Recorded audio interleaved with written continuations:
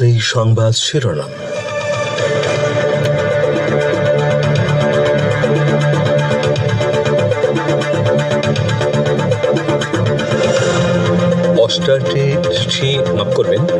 অষ্টাশিটি দেশের রাষ্ট্র সরকার প্রধান এবং প্রতিনিধিদের উপস্থিতিতে ইরানের নবম প্রেসিডেন্ট হিসেবে শপথ নিলেন ডক্টর মাসুদ পেজেশকিয়ান। ইসলামের সবচেয়ে উঁচু ঝান্ডা বহন করছে ফিলিস্তিনের মুসলিম জনতা। ঈসা আলাইহিস সালামের অবমাননার নিন্দা জানাচ্ছে ইরানের সর্বোচ্চ নেতা।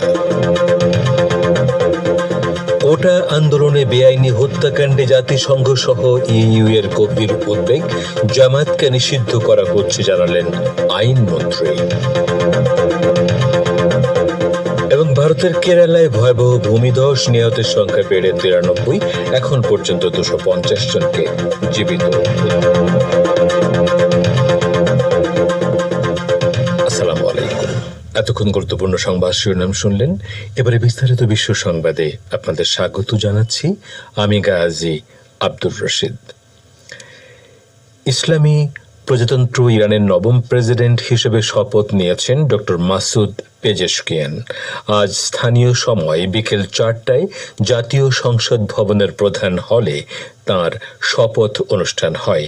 এতে বাংলাদেশ সহ প্রায় 88টি দেশের প্রতিনিধি দল অংশ নেয়।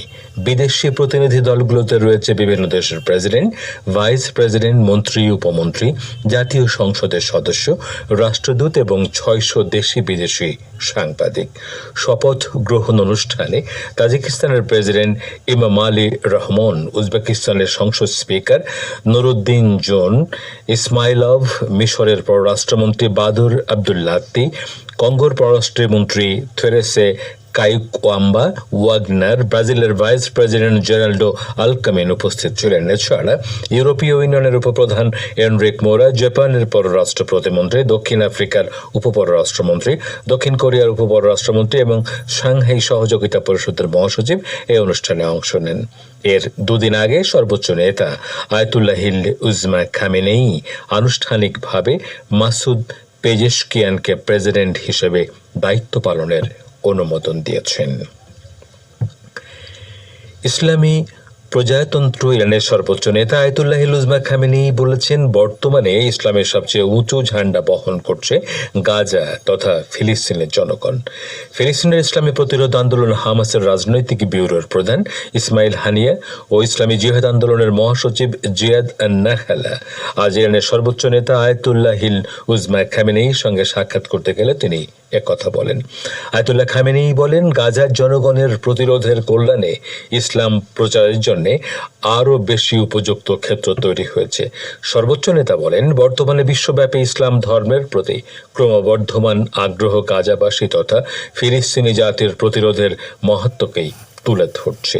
প্রতিরোধ সংগ্রামের সম্মান ও মর্যাদার মূল কারিগর গাজার জনগণ এবং পশ্চিম তীরের বাসিন্দারা বলে মন্তব্য করেন ইরানের শীর্ষ নেতা। এ সময় ফিলিস্তিনের প্রতিরোধ সংগ্রামের দুই শীর্ষ নেতা গাজা তথা ফিলিস্তিনের সর্বশেষ পরিস্থিতি তুলে ধরেন এবং প্রতিরোধ সংগ্রামের বিষয়ে ইরানের নয়া প্রেসিডেন্টের ইতিবাচক অবস্থানের প্রশংসা করেন। ইসলামী প্রজাতন্ত্র ইরানের সর্বোচ্চ নেতা আয়াতুল্লাহিল উজমা খামেনেই বলেছেন, ইরান অতীতের মতোই নানা ক্ষেত্রে তাজিকিস্তানের সঙ্গে সহযোগিতা করতে প্রস্তুত রয়েছে। তাজিকিস্তানের প্রেসিডেন্ট ইমাম আলী রহমান ও তাঁর সফর সঙ্গীরা আজ ইরানের সর্বোচ্চ নেতা আয়াতুল্লাহ খামেনেইর সঙ্গে সাক্ষাৎ করতে গেলে তিনি একথা বলেন। ইরানের নয়া প্রেসিডেন্ট ডক্টর মাসুদ পেজেশকিয়ানের শপথ অনুষ্ঠানে অংশ নিতে তাজিক প্রেসিডেন্ট তেহরান এসেছেন। এর ফাঁকে তিনি ইরানের সর্বোচ্চ নেতার সঙ্গে সাক্ষাৎ করলেন। আয়াতুল্লাহ খামেনেই আরও বলেন, ইরান ও তাজিকিস্তানের মধ্যে সম্পর্ক জোরদার চায় না এমন পক্ষও রয়েছে। এ ধরনের চ্যালেঞ্জ মোকাবেলার জন্য একটি কৌশল তৈরি করতে হবে। সর্বোচ্চ নেতা বলেন, ইরান এবং তাজিকিস্তানের মধ্যে যেসব ক্ষেত্রে মিল রয়েছে তার একটি হচ্ছে ফার্সি ভাষা। আমাদেরকে অবশ্যই এই ভাষা সংরক্ষণ ও ছড়িয়ে দিতে এবং এই ভাষাকে কোণঠাসা করার অপচেষ্টা রুখতে আমাদের মধ্যে সহযোগিতা বাড়াতে হবে। আপনারা বিশ্ব সংবাদ শুনছেন রেডিও তেহরান থেকে, আর প্রচারিত হচ্ছে বাংলাদেশ ও ভারতে শর্টওয়েভ 25 মিটার ব্যান্ডে, এছাড়া বিশ্বজুড়ে ইন্টারনেট ও স্যাটেলাইটে। ইসলামী প্রজাতন্ত্র ইরানের সর্বোচ্চ নেতা আয়াতুল্লাহ লুজমা খামেনি বলেছেন, ইরান আর্মেনিয়ার সাথে সম্পর্ক উন্নয়নে দৃঢ়ভাবে প্রতিশ্রুতিবদ্ধ। অন্যদের নীতির বাইরে থেকে সংজ্ঞায়িত পারস্পরিক স্বার্থের ভিত্তিতে দুই দেশের মধ্যে সহযোগিতা জোরালোভাবে অব্যাহত থাকবে। আর্মেনিয়ার প্রধানমন্ত্রী নিকোল পাশেনিয়ান ও তার সফর সঙ্গীরা আজ ইরানের সর্বোচ্চ নেতা আয়াতুল্লাহ খামেনির সঙ্গে সাক্ষাৎ করতে গেলে তিনি কথা বলেন। ইরানের নয়া প্রেসিডেন্ট ডক্টর মাসুদ পেজেশকিয়ানের শপথ অনুষ্ঠানে অংশ নিতে আর্মেনিয়ার প্রধানমন্ত্রী তেহরান এসেছেন। এর ফাঁকে তিনি ইরানের সর্বোচ্চ নেতার সঙ্গে সাক্ষাৎ করলেন। আয়াতুল্লাহ খামেনি আরও বলেছেন, ইসলামী প্রজাতন্ত্র ইরান মনে করে জাঙ্গেজুর করিডোর আর্মেনিয়ার জন্য ক্ষতিকর হবে এবং ইরান এ বিষয়ে নিজের অবিচল অবস্থান পুনর্ব্যক্ত করছে। জাতিসংঘ মহাসচিবের মুখপাত্র স্টিফেন ডুজারিক জানিয়েছেন, বাংলাদেশে চলমান ছাত্র আন্দোলনে আইন শৃঙ্খলা রক্ষাকারী বাহিনীর অতিরিক্ত শক্তি প্রয়োগ ও মানবাধিকার লঙ্ঘনের বিশ্বাসযোগ্য তথ্য প্রমাণ পাওয়া গেছে। সোমবার নিয়মিত সংবাদ সম্মেলনে প্রশ্নোত্তর পর্বের শুরুতে তিনি বাংলাদেশে চলমান ছাত্র আন্দোলনে সব রকম সহিংসতার দ্রুত, স্বচ্ছ এবং পক্ষপাতিত্বহীন তদন্তের দাবি পুনর্ব্যক্ত করেন এবং এর জন্য যারা দায়ী তাদের জবাবদিহিতা নিশ্চিত করার আহ্বান জানান। ডুজারিক আরও জানান, বর্তমান ছাত্র আন্দোলনের সঙ্গে জড়িত থাকার অভিযোগে হাজারো তরুণ এবং রাজনৈতিক বিরোধীদের গণগ্রেপ্তারের বিষয়ে উদ্বেগ প্রকাশ করেছেন জাতিসংঘ মহাসচিব।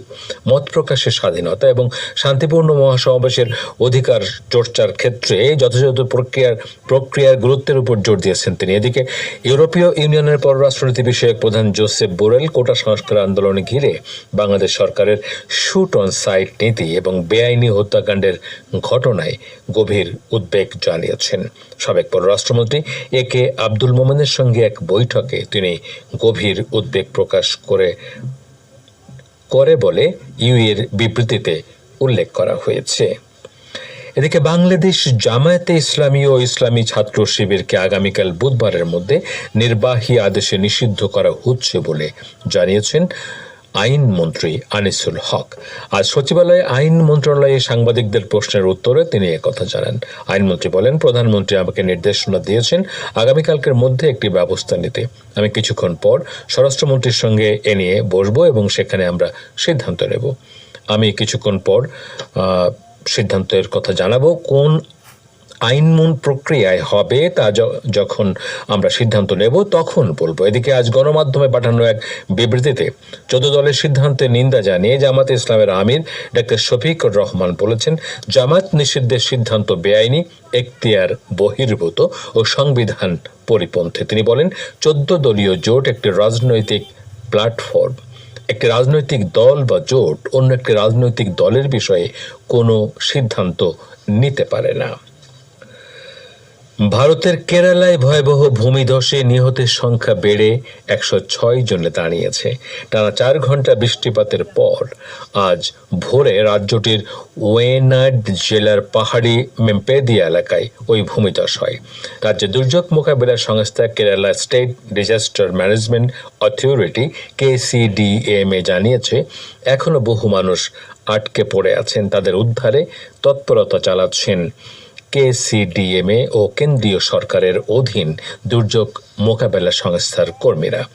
জাতীয় বিপর্যয় মোকাবেলা বাহিনী NDRF, Kannada defence security core, বিমান বাহিনীর হেলিকপ্টার এবং পুলিশের 2টি ইউনিটও উদ্ধার কাজ করছে। কেরালার এক মন্ত্রী জানিয়েছেন, পরিস্থিতি অত্যন্ত গুরুতর, হতাহতের সংখ্যা বাড়তে পারে। টেলিভিশনে প্রকাশিত ভিডিও চিত্রে দেখা যায় উদ্ধারকারী কর্মীরা উপড়ে পড়া গাছ ও কাদামাটির নিচে চাপা পড়া টিনের ঘরের কাঠামোর মধ্যে কাজ করছেন। এ সময় পাথরের স্তূপের ফাঁক দিয়ে ঘোলা পানি প্রবাহিত হতে দেখা যায়। রাজ্যের সরকারি কর্মকর্তারা বলেছেন, ক্ষতিগ্রস্ত অঞ্চলে প্রায় 350টি পরিবার বাস করত। তাদের বেশিরভাগই চা এবং এলাচের বাগানের কর্মী। এখন পর্যন্ত 250 জনকে জীবিত উদ্ধার করা হয়েছে। আপনারা বিশ্ব সংবাদ শুনছেন রেডিও তেহরান থেকে, আর প্রচারিত হচ্ছে বাংলাদেশ ও ভারতের শর্টওয়েভ 25 মিটার ব্যান্ডে।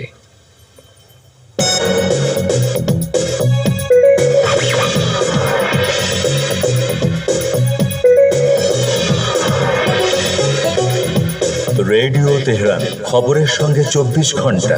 ভিজিট করুন আমাদের ওয়েবসাইট parstoday.ir/dn।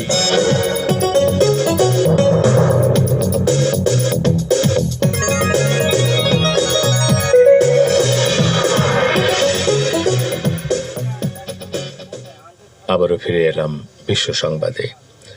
পাকিস্তানের উত্তর পশ্চিমাঞ্চলে 5 দিন ব্যাপী শিয়া বিদ্বেষী সশস্ত্র দাঙ্গায় 35 জন নিহত ও 160 জনের বেশি আহত হয়েছে। পাকিস্তানের শিয়া সংগঠনগুলো বলছে সন্ত্রাসীদের সহযোগিতায় উগ্র তাকফিরিরা এই ভয়াবহ হত্যাযজ্ঞ চালিয়েছে।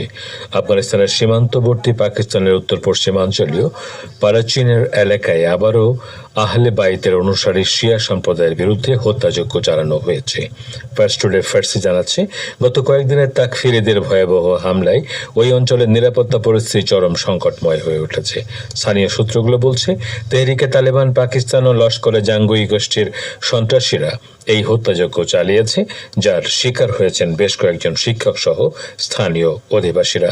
আরব নিউজের রিপোর্টে বলা হয়েছে, পাকিস্তানের উত্তর পশ্চিমাঞ্চলে 5 দিন ব্যাপী সশস্ত্র দাঙ্গায় 35 জন নিহত ও 160 জনের বেশি আহত হয়েছে। পাকিস্তানের শিয়া সংগঠনগুলো বলছে, সন্ত্রাসীদের সহযোগিতায় উগ্র তাকফিরিরা কৃষিজমি নিয়ে মতবিরোধকে অজুহাত হিসেবে ব্যবহার করে পারাচিনারে বসবাসরত শিয়াদেরকে লক্ষ্যবস্তুতে পরিণত করেছে। ইসলামী প্রজাতন্ত্র ইরানের নতুন প্রেসিডেন্ট মাসুদ পেজেশকিয়ান ইহুদিবাদী ইসরায়েলের বিরুদ্ধে ইয়েমেনের সামরিক বাহিনীর অভিযানের প্রশংসা করেছেন। গতকাল রাজধানী তেহরানে হুথি আনসারুল্লাহ আন্দোলনের মুখপাত্র মোহাম্মদ আব্দুস সালামের সাথে বৈঠকে তিনি এর প্রশংসা করেন। ইরানের প্রেসিডেন্ট মুসলমানদের উপর নিপীড়ন নির্যাতনের অবসান ঘটানোর জন্য মুসলিম দেশগুলোর মধ্যে সহযোগিতার প্রতি